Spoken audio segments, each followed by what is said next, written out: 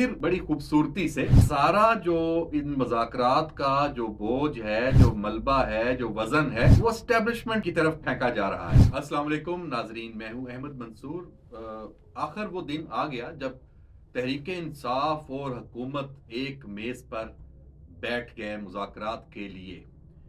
पहला दौर हुआ और बाहर आके तो जो एक सियासी बयानिया दोनों जानिब से दिया गया है, उससे तो यही लगता है कि एक मस्बत पेशरफ्त है और बात आगे बढ़ सकती है, ये इम्कानात मौजूद हैं। और 2 जनवरी को जो अगला इजलास होगा, उसमें एक चार्टर ऑफ डिमांड पीटीआई की तरफ से दिया जाएगा। कुछ इब्तदाई शराइत उनकी जानिब से आई हैं, वो वही हैं जो पहले से आती रही हैं, सियासी कैदियों की रिहाई, इसके साथ-साथ जो अब वो 24 नवंबर या 26 नवंबर का जो उनकी फाइनल कॉल थी, उस हवाले से जुडिशियल कमीशन तहकीकात का मुतालबा कि जो उन्होंने एक बयानिया बनाया हुआ है तहरीक-ए-इंसाफ ने कि यहाँ गोली चली और बहुत सारी जो लाशें जो अब तक नहीं मिली, वो ढूंढनी है। तो उसके लिए जुडिशियल कमीशन हुकूमत की जानिब से दोनों मामलात पर बात उनसे की गई है और एक जो 2 जनवरी को अब पता चलेगा कि आगे क्या होता है। ये भी आया बाहर के अंदर जनाब, गिले शिकवे हुए हैं, जाहिर सी बात है होने हैं। और अब खबर क्या है इसमें? खबर ये है कि फिर बड़ी खूबसूरती से सारा जो इन मुज़ाकरात का जो बोझ है, जो मलबा है, जो वज़न है, वो एस्टेब्लिशमेंट की तरफ फेंका जा रहा है।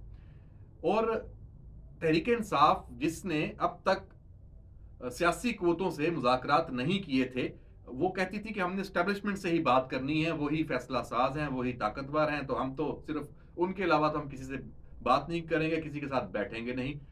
मजबूर हुए, क्या सीन बना आप सबको मामलात का बखूबी अंदाज़ा है। हुकूमत के साथ वो बैठे हैं, हुकूमत ने बड़ी यहाँ पे एक चालाकी का मुज़ाहरा किया, होशियारी का मुज़ाहरा किया कि नून लीग ने अपने साथ अपने जो इत्तेहादी हैं उनको भी एंगेज किया। मुस्लिम लीग काफ के सालक हुसैन चौधरी सालक, वो भी उनको भी कहा और के बैठे, और साथ ही साथ पीपल्स पार्टी को भी शामिल किया, ऑन बोर्ड लिया। जेयूआई और बाकी जो इसमें, लेकिन सबसे अहम खास बात, पीटीआई ने भी अपने इत्तेहादियों को जो उनके साथ बज़ाहिर हैं उनको साथ लिया, लेकिन मेनली ये पीटीआई की ही कमेटी है।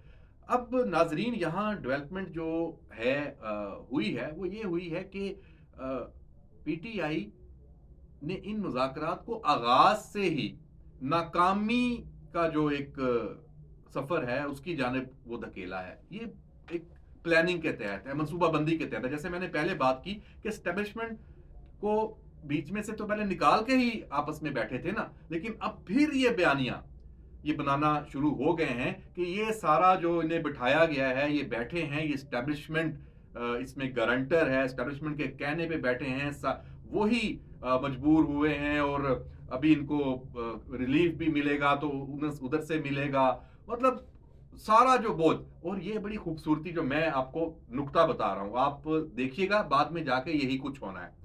तहरीक इंसाफ ने अभी से ये कहानी बनानी शुरू कर दी है। कल को ये मुज़ाकरात ये आपस में सियासी क़ुव्वतें हैं, पीटीआई हुकूमत, ये किसी नतीजे पे नहीं पहुंचते, कोई हल नहीं निकाल पाते, नाकाम रहते हैं। अदम इस्तेहकाम को दूर करने के लिए मुल्क से ये मुज़ाकरात ज़ाहिर सी बात है बड़े अहम है।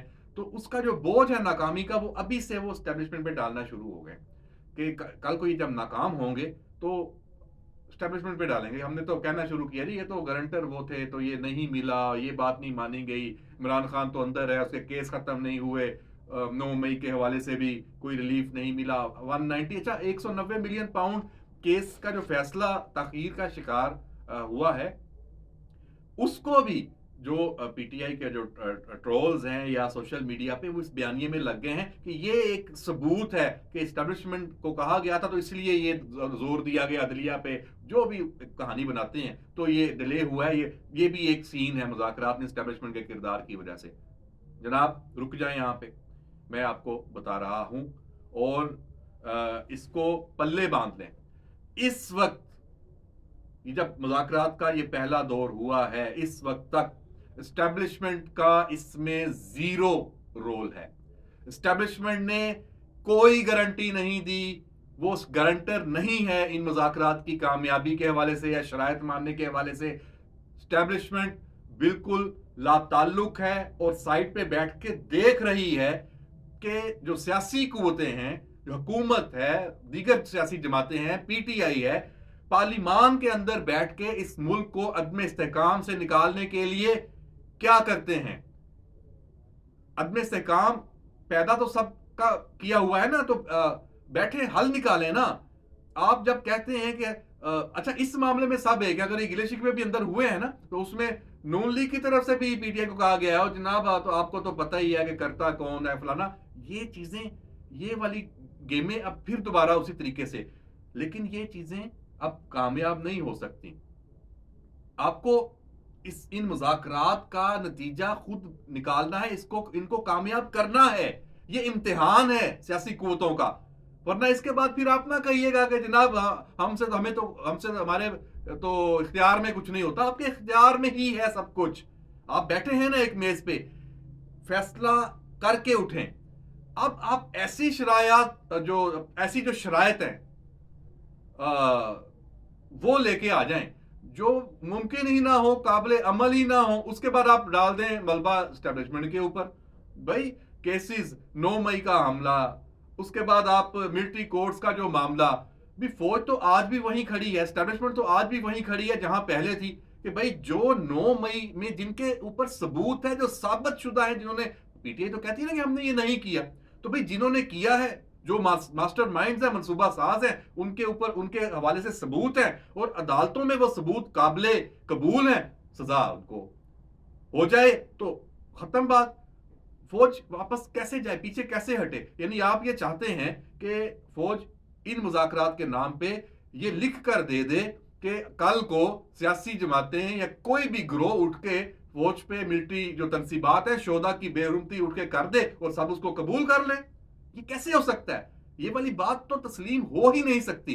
अब फैज हमीद का कोर्ट मार्शल हो रहा है, फौज कर रही है, 3 स्टार जनरल है, तो वो फिर अपने जनरल्स का कोर्ट मार्शल कर रहे हैं, आपको वो रिलीफ दे दें कि भाई हमें तो भाई सियासी इंतकाम का वो के नाम पे कि हम तो सियासतदान तो बिल्कुल जो मावरा है जो मर्जी करते जाएं, इस बात पे आपको वो रिलीफ दे दे। तो भाई कैसे ये वाली चीजें कोई मानने वाली हैं? इसी तरह अब ये 26 नवंबर वाली बात है सारी कहानी। आप कह दें कि अच्छा जी इस पे कमीशन बना दें और हम जो फिर उस कमीशन के ऊपर भी आप दबाव डालेंगे कि हमारी मर्जी का फैसला करे। भाई तहकीकात सामने, चीजें सामने, जब इस पे हुकूमत बना भी देगी कमीशन तो सबूत तो मौजूद है। मैं नहीं समझता इसमें कोई रुकावट है कमीशन बनाने की हद तक, लेकिन आपने इस कमीशन को भी नहीं मानना। माजी में जितने कमीशन बने हैं, क्या जिनके हवाले से बने, क्या उन्होंने उसको तस्लीम किया? उसमें भी 100 चीजें अपनी निकाल लेते हैं। तो मैं आपको जनाब ये बता दूं, ये टेस्ट केस है। एस्टेब्लिशमेंट बिल्कुल लाताल्लुक है, कोई गारंटी नहीं दी इन मुज़ाकरात के हवाले से। नाम एस्टेब्लिशमेंट ने कहा है कि आप मुज़ाकरात करो, और एस्टेब्लिशमेंट इन मुज़ाकरात की मुखालफ भी नहीं है। क्यों होगी मुखालफ? वो कहेंगे वो आपका काम है, पॉलिटिकल प्रोसेस है, आप इसको कंटिन्यू करें और आगे लेके चलें। एस्टेब्लिशमेंट सिर्फ एक बात कहेगी कि सियासी जमातें अपनी सियासत के लिए फसाद और इंतशार ना करें। सियासी जमातें अपने मामलात पार्लिमान के अंदर और सियासी जो तरीकाकार जो आइन और कानून में दिया गया है उसके तहत करें। टकराव की पॉलिसी ना हो, अदारों के तसादुम की तरफ ना आए, अवाम और फौज के दरमियान फासले पैदा करने में ना आए, मुल्क की मईशत को आप नुकसान ना पहुंचाएं। ये वो चीजें हैं जो एस्टेब्लिशमेंट भी चाहती होगी। मैं समझता हूं हर पाकिस्तानी, हर मुल्क वतन पाकिस्तानी ये चाहता होगा, क्योंकि एस्टेब्लिशमेंट के पास पावर है, ताकत है, इससे कोई दो राय नहीं है। तो जहां पे आप ये रेड लाइंस क्रॉस करेंगे वहां पे फिर वो अपना कोई ना कोई तो सिस्टम बनाएगी ना।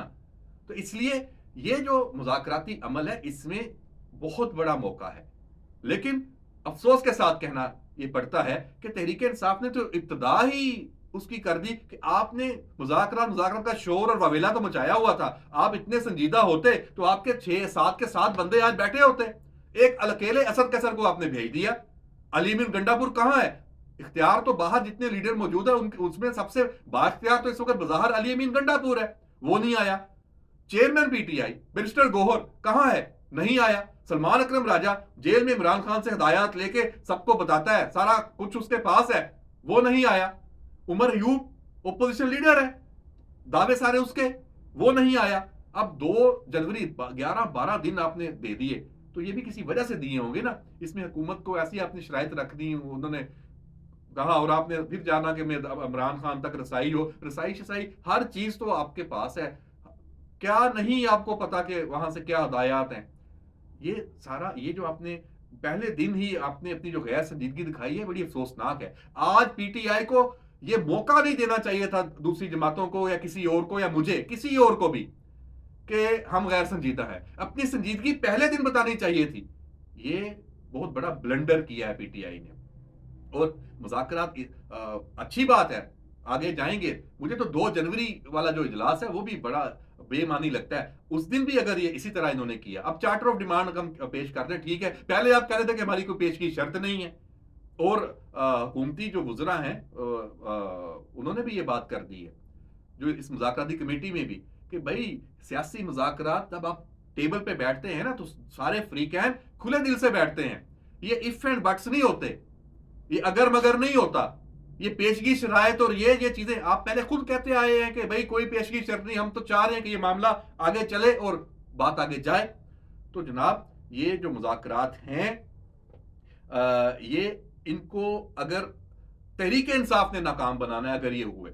دوسرے نمبر پہ حکومت, وہ سبوتاج, اگر حکومت نے سبوتاج کرنا ہوتا نا, تو ان مذاکراتی کمیٹی میں آپ کو جوید لطیف بیٹھا نظر آتا, خواجہ آصف آتا, یا عبداللال چودھری کو لے آتے. کوئی سپوائلر ہوتا نا, جو جس کے اوپر ٹیگ ہوتا کہ یار یہ تو اس کے ساتھ تو کوئی بیٹھ کے بات ہی نہیں کرے گا. یا پیپلز پارٹی کی طرف سے عبد القادر پٹیل آ جاتا, تو سب نے کہنا تھا کہ بھائی اس نے کیا مذاکرات کار, بردبار, سنجیدہ. تو حکومت نے بڑی بہترین جو کمیٹی دی ہے, اس میں حکومت پیپلز پارٹی کی طرف سے راجہ پرویز اشرف, نوید قمر, ان سے بہتر پارلیمانی مذاکرات کار کوئی ہو ہی نہیں سکتا. ہاں, خورشید شاہ بھی ساتھ شامل ہو جاتے تو بہتر تھا, لیکن وہ بھی بہتر کیا کہ وہ نہیں ہے.